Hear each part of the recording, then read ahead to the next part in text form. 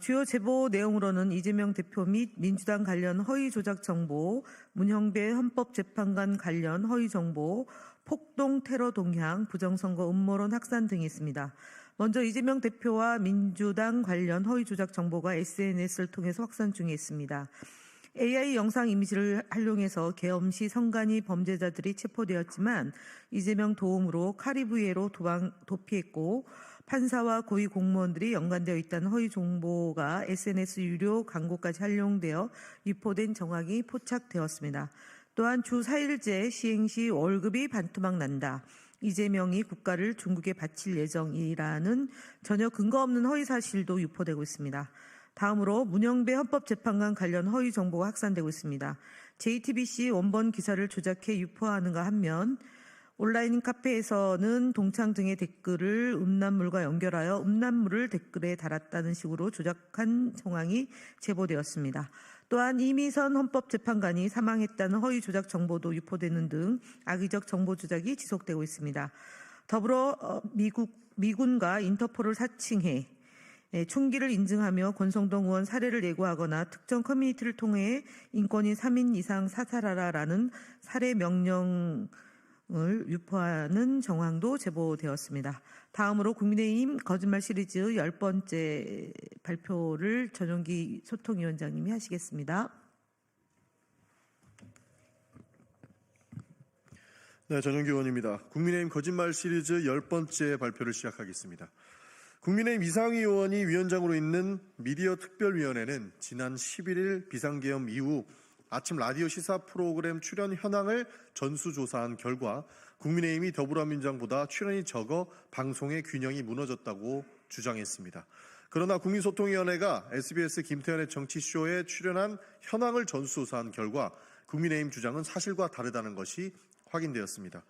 국민의힘이 발표한 자료에 따르면 SBS 김태현의 정치쇼에서는 국민의힘이 29회, 더불어민주당이 34회 출연했다고 주장했지만 실제 조사 결과는 국민의힘 42회, 더불어민주당 41회로 국민의힘 출연 횟수가 더 많았다고 보였습니다. 국민의힘이 주장한 방송 불공정성은 근거가 부족한 허위 주장입니다.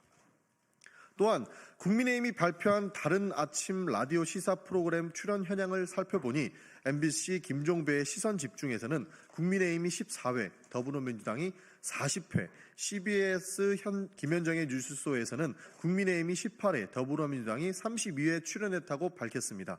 이 현황만 보면 국민의힘 출연이 적어 보입니다. 그러나 이는 특정 프로그램만을 대상으로 한 제한적인 분석일 뿐이며 방송 환경 전체를 반영하지 않은 편향적인 자료입니다.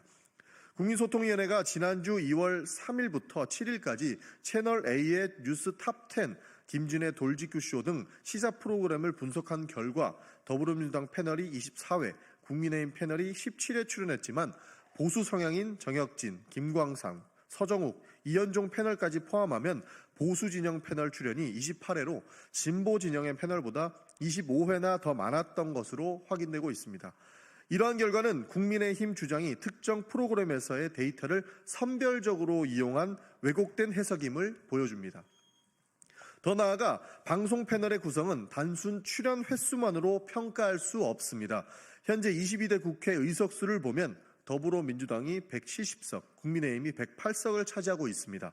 이를 고려하면 방송 패널 출연 비율 역시 국회 의석 비율을 반영하는 것이 공정한 기준일 것입니다. 그럼에도 불구하고 국민의힘이 이러한 정치적 현실을 무시한 채 단순 출연 횟수만을 비교하여 불공정성을 주장하는 것은 명백한 왜곡입니다. 또한 방송 패널의 정치적 성향을 판단할 때 단순히 정당 소속만을 기준으로 삼는 것은 부적절합니다. 같은 정당 소속이라도 다양한 입장을 가진 패널이 존재하며 실제 발언 내용과 논조까지 고려해야 할 정확한 평가가 가능합니다. 그럼에도 국민의힘은 단순 출연 횟수를 비교만으로 방송 불공정성을 주장하고 있습니다.